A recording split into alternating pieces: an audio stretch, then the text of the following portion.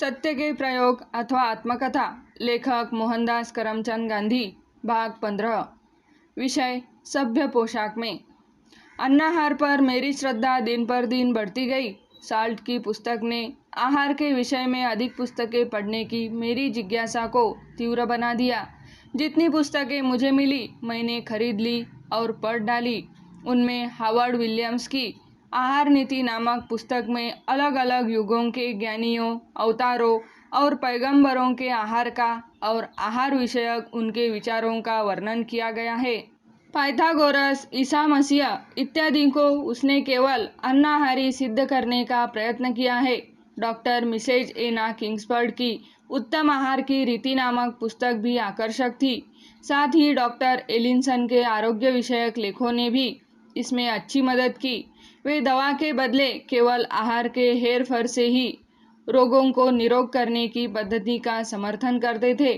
Doctor Allison स्वयं अन्नाहारी थे और बीमारों को केवल अन्नाहार की ही सलाह देते थे।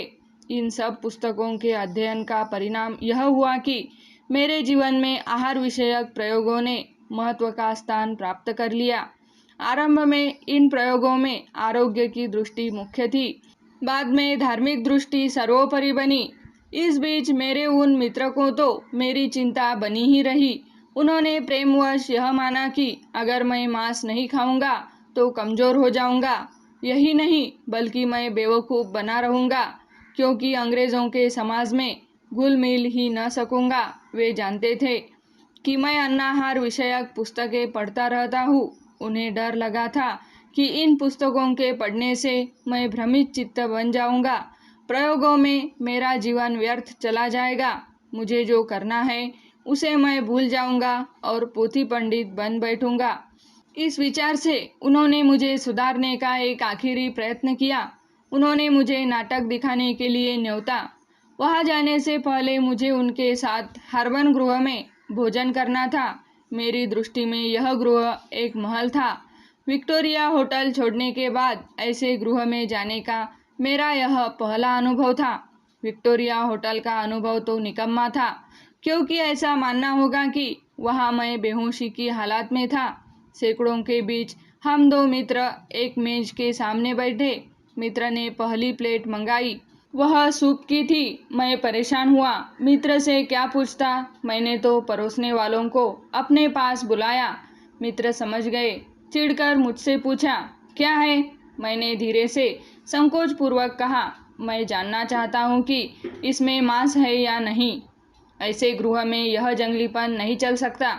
अगर तुम्हें अब भी यही किचकिच करनी हो तो तुम बाहर जाकर किसी छोटे से भोजन गृह में खा लो और बाहर ही मेरी राह देखो। मैं इस प्रस्ताव से खुश होकर उठा और दूसरे भोजनालय की खोज में निकला। पास ही एक अन्नाहार वाला भोजन गृह था, पर वह तो बंद हो चुका था।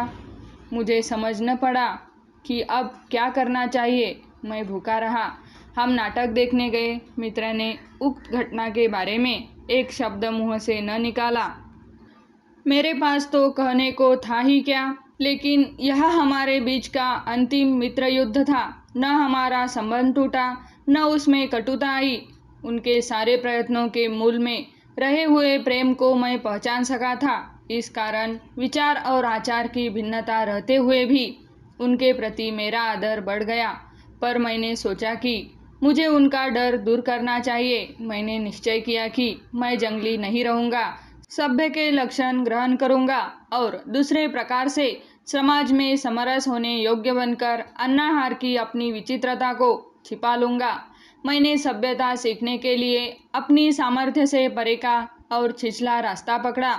विलायती होने पर भी बम्बई के कटे सिले कपड़े अच्छे अंग्रेज समाज में शोभा नहीं देंगे। इस विचार से मैंने आर्मी और नेवी के स्टोर में कपड़े सिलवाए। 19 सीलिंग की चिमनी टोपी सिर पर पहनी। इतने से संतोष न हुआ तो ब्रॉड स्ट्रीट में, जहाँ शौकीन लोगों के कपड़े सिलते थे, 10 पाउंड पर बत्ती रखकर शाम की पोशाक सिलवाई। भोले और बादशाही दिल वाले बड़े भाई से मैंने दोनों जेबों में लटकाने लायक सोने की एक बढ़िया चेन मंगवाई और वह मिल भी गई। बंदी बंदाई टाई पहनना शिष्टाचार में शुमार न था। इसलिए टाई बांधने की कला हस्तगत की। देश में आईना हजामत के दिन ही देखने को मिलता था, पर यहाँ तो बड़े आईने के सामने खड़े रहकर ठीक से टाई बांधने में और बालों में पट्टी डालकर सीधी मांग निकालने में रोज लगभग 10 मिनट तो बर्बाद होते ही थे। बाल मुलायम नहीं थे, इसलिए उन्हें अच्छी तरह मुड़े हुए रखने के लिए ब्रश के साथ रोज लड़ाई चलती थी और टोपी पहनने तथा निकालते समय हाथ तो मानो मांग को सहेजने के लिए सिर पर पहुंच ही जाता था और बीच बीच में समाज में बैठे बैठे मांग पर हाथ फिराकर बालों को व्यवस्थित रखने की एक और सभ्य क्रिया बराबर चलती ही रहती थी। पर इतनी टिमटाम ही काफ़ी न थी। अकेली सभ्य पोशाक से सभ्य थोड़े ही बना जा सकता था। मैंने सभ्यता के दूसरे कई बाहरी गुण भी जान लिए थे और मैं उन्हें सीखना चाहता था। सभ्य पुरुष को नाचना जानना चाहिए, उसे फ्रेंच अच्छी तरह जान लेनी चाहिए, क्योंकि फ्रेंच इंग्लैंड के पड़ोसी फ्रांस की भाषा थी और सारे यूरोप की राष्ट्रभाषा भी थी और मुझे यूरोप में घूमने की इच्छा थी। इसके अलावा सभ्य पुरुष को लच्छेदार भाषण करना भी आना चाहिए। मैंने नृत्य सीखने का निश्चय किया। एक कक्षा में भर्ती हुआ। एक सत्र के करीब 3 पाउंड जमा किए। कोई 3 हफ्तों में करीब 6 सबक सीखे होंगे। पैर ठीक से तालबद्ध पड़ते न थे। पियानो बजता था, पर वह क्या कह रहा है कुछ समझ में न आता था।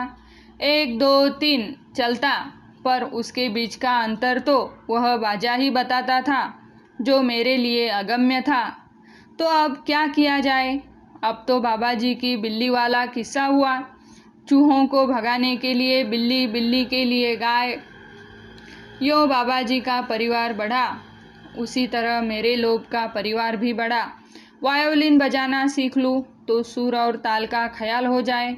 3 पाउंड वायोलिन खरीदने में गंवाए और कुछ उसकी शिक्षा के लिए भी दिए।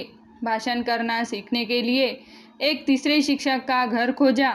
उन्हें भी एक गिन्नी तो भेंट की ही। बेल की स्टैंडर्ड एलोकेशनिस्ट पुस्तक खरीदी। पीठ का एक भाषण शुरू किया। इन बेल साहब ने मेरे कान में घंटी बजाई। मैं जागा। मुझे कौन इंग्लैंड में जीवन बिताना है? लच्छेदार भाषण करना सीखकर मैं क्या करूँगा? नाच नाच कर मैं सभ्य कैसे बनूंगा? वायोलिन तो देश में भी सीखा जा सकता है। मैं तो विद्यार्थी हूँ, मुझे विद्याधन बढ़ाना चाहिए। मुझे अपने पेशे के संबंध रखने वाली तैयारी करनी चाहिए। मैं अपने सदाचार से सभ्य समझा जाऊँ तो ठीक है, नहीं तो मुझे यह लोभ छोड़ना चाहिए। इन विचारों की धुन में मैंने उपर्युक्त आशय के उद्गारों वाला पत्र भाषण शिक्षक को भेज दिया। उनसे मैंने 2 या 3 पाठ पढ़े थे। नृत्य शिक्षिका को भी ऐसा ही पत्र लिखा। वायोलिन शिक्षिका के घर वायोलिन लेकर पहुंचा। उन्हें जिस दाम में भी वह बिके बेच डालने की इजाज़त दे दी। उनके साथ कुछ मित्रता का सा संबंध हो गया था। इस कारण मैंने उनसे अपने मोह की चर्चा की। नाच आदि के जंजाल में से निकल जाने की मेरी बात उन्होंने पसंद की। सभ्य बनने की मेरी यह सनक लगभग 3 महीने तक चली होगी। पोशाक की टिमटाम तो बरसों चली, पर अब मैं विद्यार्थी बना। यह प्रयास अच्छा लगे तो चैनल को सब्सक्राइब, लाइक और शेयर करें। धन्यवाद।